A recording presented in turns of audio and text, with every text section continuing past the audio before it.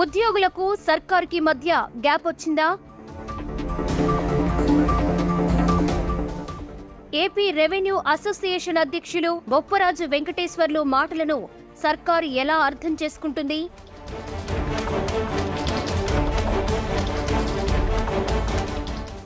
Madanapalle filed దహనం కేసులో అసలు దోషులు ఎవరు?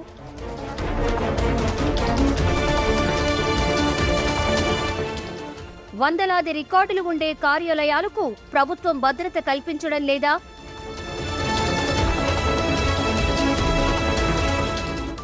ప్రభుత్వం మారిన ప్రతిసారి ఉద్యోగులే బలిపశువులవుతున్నారా? ఉమ్మడి చిత్తూరు జిల్లా మదనపల్లె ఫైల్స్ కేసులో కొత్త విషయాలు వెలుగు చూస్తున్నాయి. తీగ లాగితే డొంకంతా కదులుతోంది.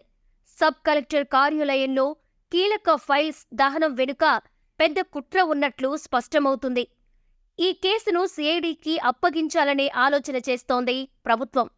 మాజీ మంత్రి, వైసీపీ ఎమ్మెల్యే పెద్దిరెడ్డికి కీలక అనుచరుడిగా ఉన్న మాధవరెడ్డి ఘటన జరగడానికి ముందు 10 రోజుల పాటు సబ్ కలెక్టర్ కార్యాలయానికి వెళ్లాడని, ఆఫీసులో ఆయన ఎవర్ని కలిశాడనే దానిపై పోలీసులు వివరాలు సేకరిస్తున్నారు. ఇదిలా ఉంటే ఉద్యోగులపై వస్తున్న ఆరోపణలపై బొప్పరాజు వెంకటేశ్వర్లు స్పందించారు.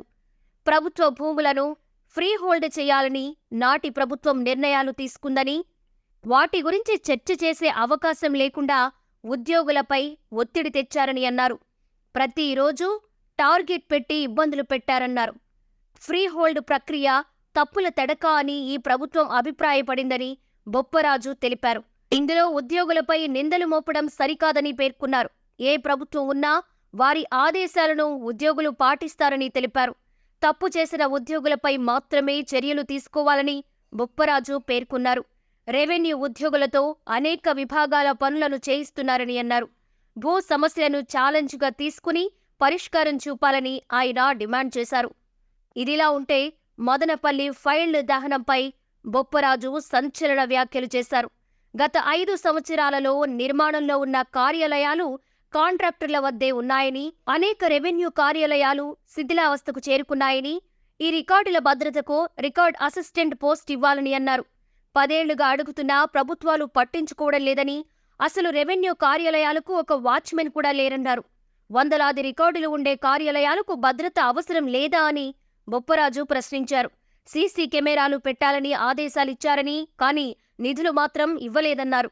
మదనపల్లి ఫైల్డ్ దహనం కేసులో ఎవరు దోషులో ఇంకా తేలలేదని, ఉద్యోగులంతా భయపడుతున్నారని అన్నారు. యాక్సిడెంట్ కాదు, ఇన్సిడెంట్ అన్నారని, విచారణ పూర్తయ్యాక వాస్తవాలు చెప్పాలని అన్నారు. ఏ ప్రభుత్వ ఉద్యోగి ఉద్దేశపూర్వకంగా తప్పు చేయడని బొప్పరాజు తెలిపారు. మొత్తానికి మదనపల్లి ఫైల్డ్ దహనం కేసును ఛేదించడం ప్రభుత్వానికి పెద్ద టాస్క్గా మారిందనే చెప్పాలి.